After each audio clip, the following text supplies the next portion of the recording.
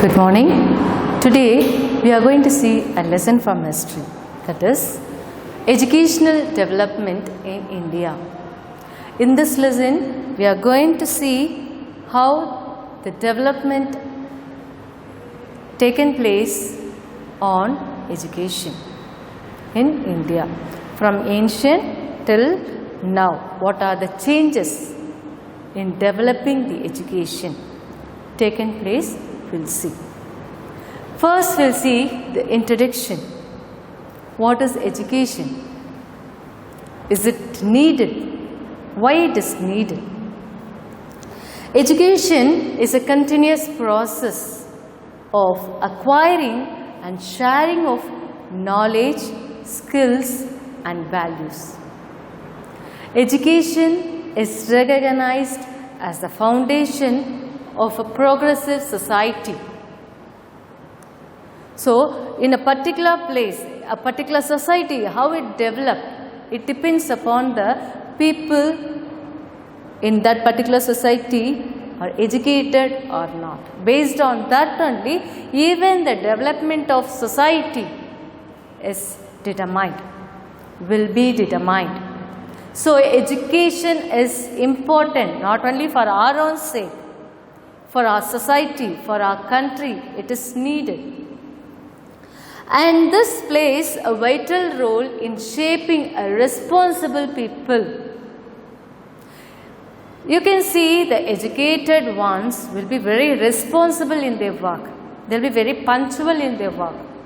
Right? So it is also helping to mold a person to be a responsible one. And now we live in this world. The world will not be the same. It is keep on changing. Constantly it is changing and developing. So to face the challenges and to overcome the obstacles, we have to be educated. Otherwise we cannot face any challenges, any problems. The educated one easily faces all the problems. He knows how to tackle, how to solve the problem. Right? So we all supposed to be educated. Education is needed. It is must for the growth of each and everyone, at the same time to the society also. Okay, now in this lesson we are going to see the development of education in different stages, right? From ancient till modern. Now, how it was in the ancient. Now, how it is. Let's see about that. Education in ancient India. In olden days, how it is started. Many historical sources, right? From that we come to know the traditional teaching and learning of education. And the concept of education might have been originated from Vedas. We would have heard in those days they used to chant Vedas. Even for that they have to go to their teacher's place, guru's place, and they have to learn that. The method may be vary. From now, how we are learning, the method is different from the method as how they learn. So, from the source, historical source, we come to know the traditional way of learning and teaching. And this particular word, Veda, that has been derived the word from Vit. Vit means to know, eager to know. Those who are very eager to know will be achieved. Right? The literary meaning of the word, Sanskrit word Veda, means knowledge. So, this education is focusing the holistic development of individuals, the students, right? So, which will help them to bring their inborn talents, and they will bring the talent which is inside the person. So to know the talent of a particular person, education is important. I have this much of talent, but I don't know how to bring it out, how to focus on it. Education will help you. If you started learning, that will help you to focus, to achieve your goals. Now, we'll see the sources of learning. We would have heard about the great scholars like Panini, Aryabhatta, Katyayana and Patanjali. Their writings, as in the medical treatise of Charaka and Sushruta, right? The medical treatise of Charaka and Sushrutas were also the sources of learning. So from their accounts we come to know, right? That was the source we got, we have. And in those days various disciplines were also taught, not only on the main subjects. The various disciplines in what? In history, logic, interpretation, architecture, polity, agriculture, trade, commerce, animal husbandry and archery were also taught to the students, to the Shishyas.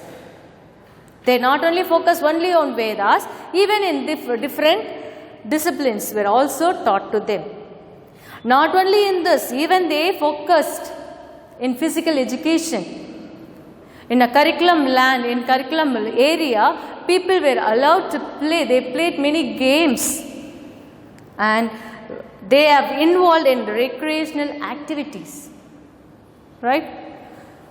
Then the literary debates were also conducted to bring out the inborn talent and the skill of the student. Like, unless we debate, unless we discuss, unless we point out our views, we cannot grasp more knowledge about that. That is why they conducted literary debates, so that they will know more, they will get more details, more knowledge. To develop their knowledge, literary debates were also conducted. Students were divided into two groups or different groups. They used to discuss among themselves. They used to debate among themselves. Right? So they will start thinking. When a debate is conducted, they will start thinking. They have to debate. They have to fight with the words. They have to prove that, right? So this helped them to grasp more knowledge. A system of pure learning was also practiced, like how we are grouping ourselves here, right? That was also in practice. Okay, next we'll see the ancient education system in India. In old period, in the past, right, how the system was, a way of life. In ancient India, there were formal and informal system of education. Both the system was in practice. And here, the people were, the indigenous education was imparted at where? At home. It started at their home first. Temples, gurukulas, padasalas. In all the places, it was important. In all the places, if they go, will they be learning that? No. If they go to the temple or at home, if they seated at home, do you think they will be learning? No. People around them used to teach, right? So this is how the indigenous education was imparted. Even there were people in homes, villages and temples to guide the young children in imbibing pure ways of life. How to live their life. Just like that. Okay, if you are not achieved, leave it. No, it's not like that. What is the problem? They are trained by the people, even at home, in the village, even in the temple. All the people help the students, help the young children, how to lead the life in a right way. They were guided like that. And temples played an important role in imparting education and served as the center of education. Right? That not only in place oriented, even it is played an important role in what? Not only in teaching, even that place was also occupied. Nowadays we have so many schools, right? In and around all the places, all the areas. We have all the multi-storied building with all equipment. We have all the facilities in all the schools. But in those days, in ancient period, children have to go to the temple. Children have to go to the public place, common place to learn. Here you are coming to the school, but in those days they are supposed to go to the teacher's place. They have to spend their lifetime with a teacher. They have to help each other in their day-to-day life. So this is how they have learned. And those days the instruction, teaching was oral. They have to remember as what the teacher told. They have to recollect.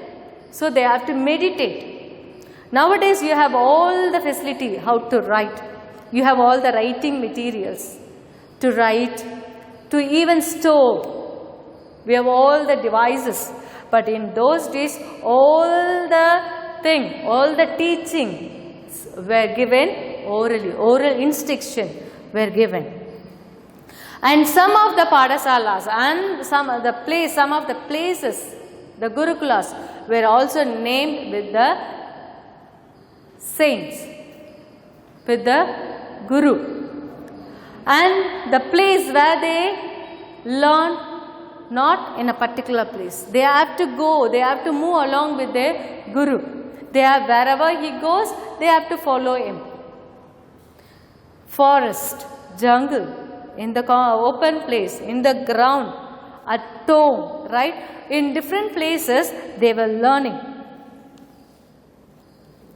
So this is called as what? Gurukula learning, the system of education which was used, which was given in those days, right, by the Guru, which is known as Gurukula system of education.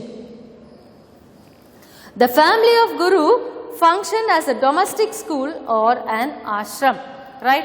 The family members of the Guru will also help them, right? Even the children, the student have to serve themselves to their family of the Guru and to the Guru. They have to help each other. During that period, the Guru and the Shishyas lived together.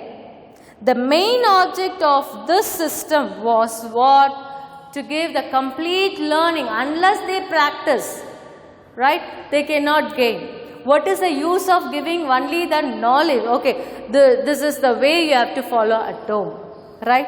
This is the way how you must obey to the elders. There is no use of giving oral instruction. In ancient period, they practiced. Where they practiced? At the home of the Guru, with the members of the Guru family members, right?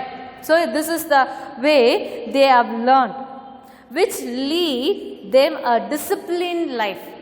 That is why they all were leading a disciplined life and realizing one's inner potential, how talented they are. Unless we mingled with the Guru cannot find out what inborn talent we have, right? At the same time, students lived away from their own house, from their parent.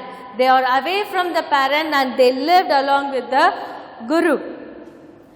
The Gurukula was also the place where the relationship between the Guru and the student strengthened with time. So here they forget about all the family members, how rich they are, what are the facilities they had at their home. They forget everything. They have to live with the facility what is provided, what the Guru has. So they live along with the Guru and they learn all. And slowly the monks and nuns, even they to meditate and debate and to discuss, many monasteries and viharas were also set up. Monastery is a common place. We have learned already, right? Monastery is a place where the monk of a particular religion will be staying.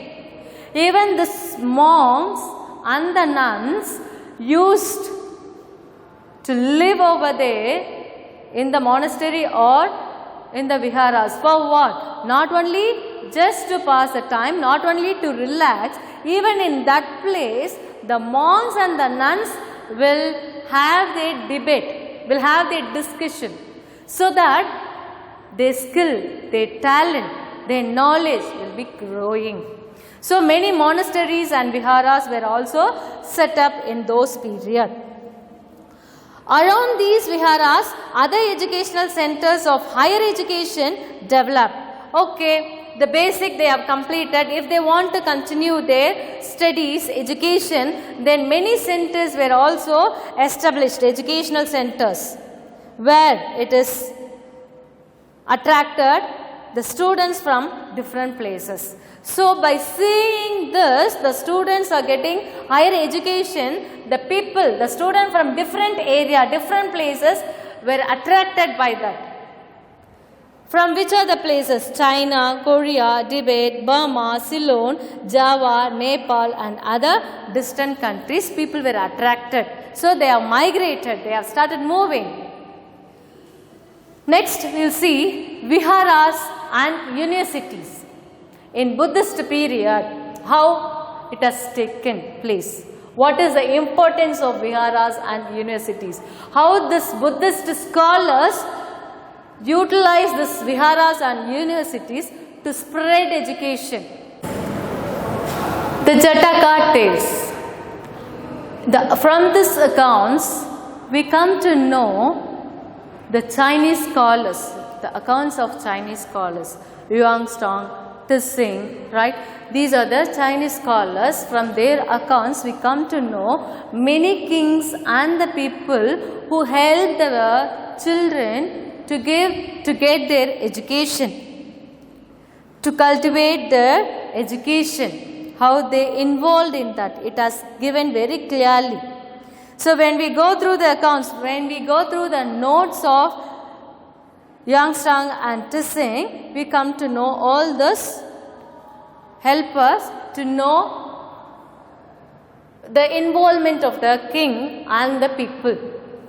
It is a source of education. It is also a source of education.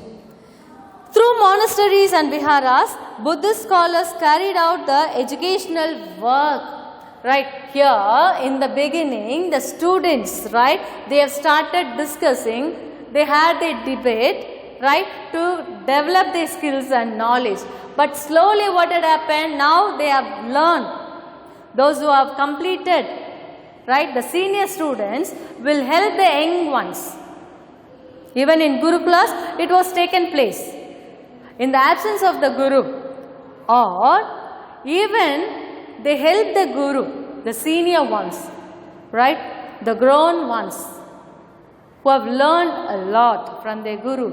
They will be helping the Guru by teaching the young ones. If I learned everything from my Guru, I should not obey. Even I know more than my Guru. No, we should not like that. We shouldn't think like that. But even in olden days, in ancient period, the learned students will be helping the teachers in what? in the young ones, in helping the young children, young student to the junior ones, right. Here the viharas and university, they have started teaching, right. Here these viharas and universities were the place carried out the educational work. So by seeing that, many educational centers came into existence. So by seeing this, the people, the monks, the nuns from the viharas and universities, when they have started teaching, by seeing that, many educational centers, right, have started established.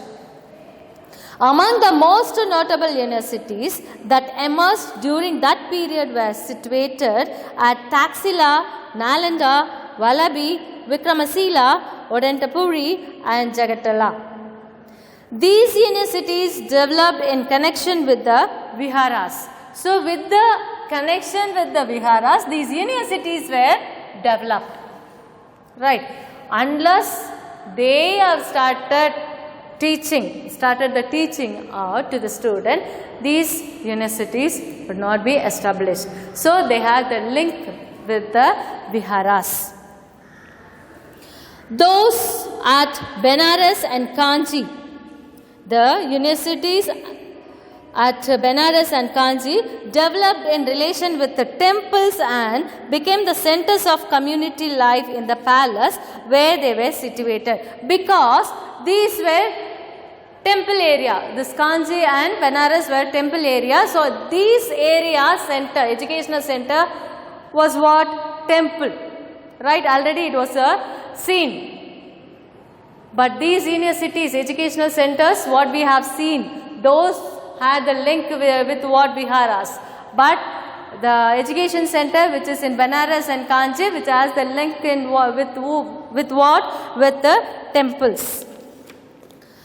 And the students, the advanced level students, they have started join in the centers to continue their higher education, to have their higher learning. So they develop their knowledge by what? By mutual understanding.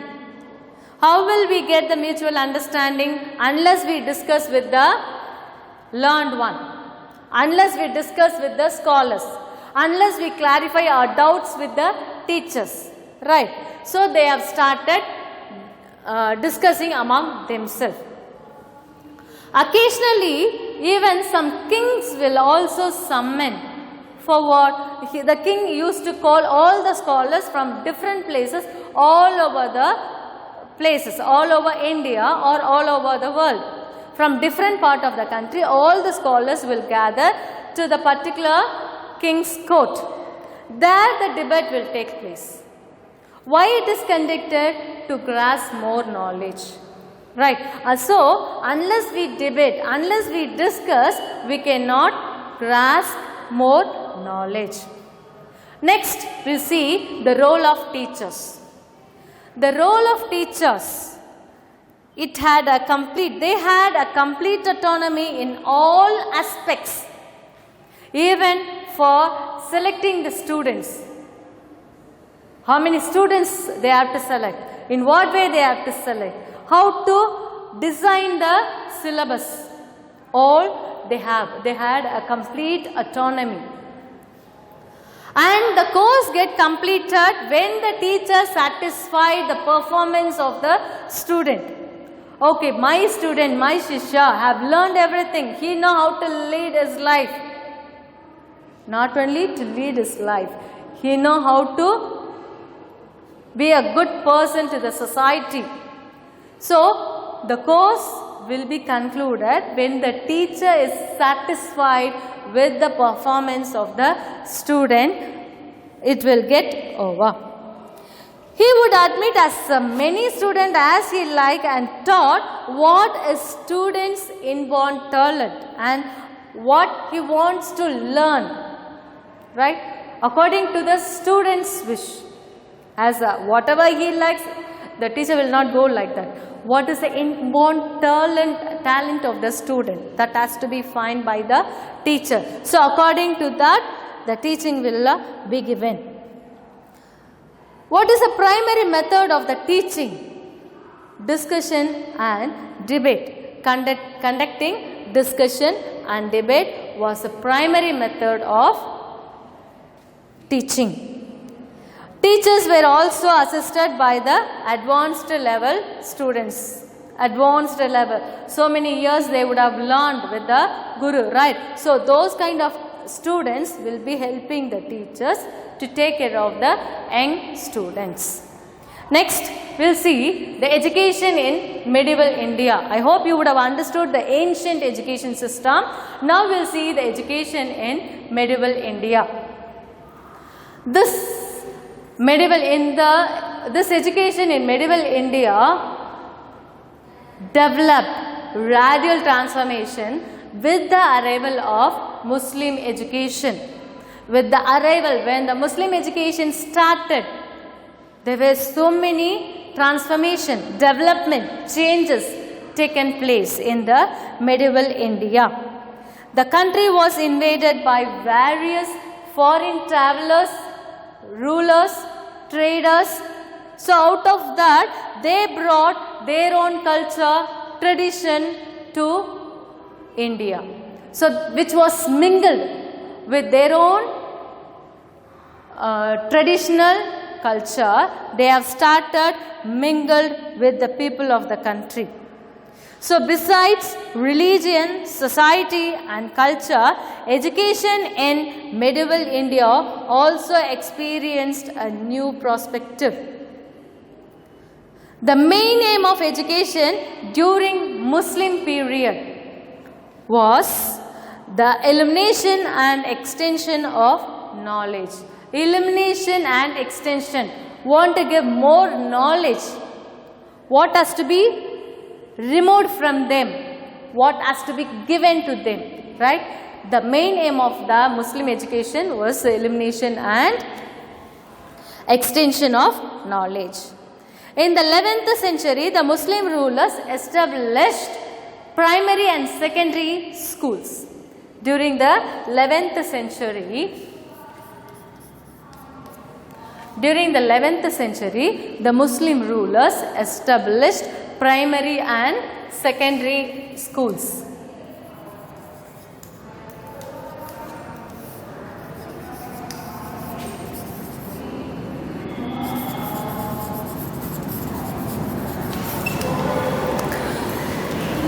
So they established primary and secondary school. Education developed with the fresh aspects during that period, as there was an excellent interaction between Indian and Islamic tradition in all fields of knowledge like theology, religion, philosophy, fine arts, painting, architecture, mathematics, medicine and astronomy. So what is the motive of introduction of primary and secondary schools? They have to interact with the people. So here they gave the chance to interact with the Indian. With whom? With the Muslims. In what? In different fields, so that they can grasp more knowledge. However, before the arrival of the Muslim education, do you think in India it was nothing? No, already we have developed, right? Just they have promoted the urban education. Already it was in practice, right? The education system which was developed already in India was in practice. After the arrival of the Muslim education here, they promoted the urban education. The foundation of primary schools, which is known as maktabs. Primary schools, which is known as maktabs. So what was taught over there? Learning, writing and basic Islamic prayers were taught. In the primary level, they have learning, writing and basic Islamic prayers were taught in the primary level. Next, secondary schools, which is called as what? Madrasa. Secondary school, they are called as Madrasa. There, what was taught? It was established to teach advanced language skill.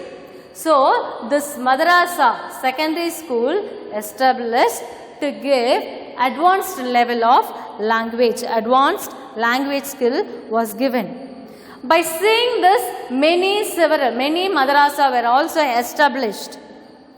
By whom? By sultans and nobles. By seeing this Muslim secondary schools, madrasa school, sultans and many nobles, great scholars have also started many madrasas. And the main objective of these madrasas was to train and educate the scholars who would become eligible for civil service. And the main aim of this what? At the same time they are focusing to the scholar who have learned already, who are interested in involve themselves in civil service, right? They train them. Here the training was given to the scholars who have learned already. And Iltutmish was the first ruler who established the madrasa at Delhi during his rule. During his period, Iltutmish was the first ruler who established madrasa in Delhi.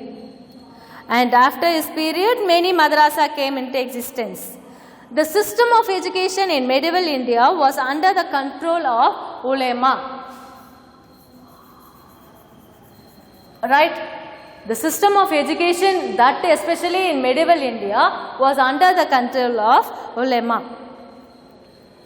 And during those days, education was related to religious training. In those days, already when we have see the invasion of Muslim schools, right? Muslim education, they are focused in what? Religion education. They have started focusing slowly in religion education, training.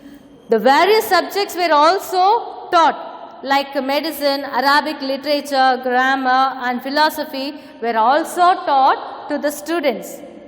And history states that the source what we have states that Arabs and Central Asian people brought Muslim educational models to India in both medieval and early modern period. So from Arabs, they have brought the scholars, Muslim scholars to India.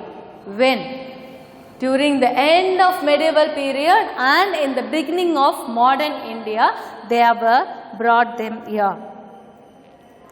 And Raja Jai Singh of Jaipur encouraged learning of scientific subjects.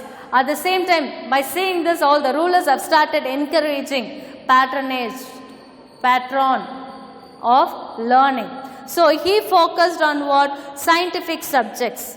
So apart from that, many institutions were also started by the private individuals. Many private madrasa were also started, right? Many private individuals were also started establishing and giving education. For example, madrasa of Qaziuddin in Delhi and madrasa of Maulana Sadruddin at Sajanabad. In the later medieval era, towards the end of the medieval period, the British came to India and they have started giving their own education, that is English education. They have started giving, they are the one who introduced this English education, the British. With the coming of European missionaries, Western education made firm advances in the country. So already we were in the practice of grasping knowledge, education, learning, right, and sharing our knowledge here. But when the British have started coming here, they focused on what? Giving English education. various universities and thousands of colleges were also formed, and popularity of education increased. So out of introduction of many schools, colleges and universities, the importance of education, the level of the education were also increased. So with this, we come to the end of the class. The modern system of education we'll see in the next class. Thank you.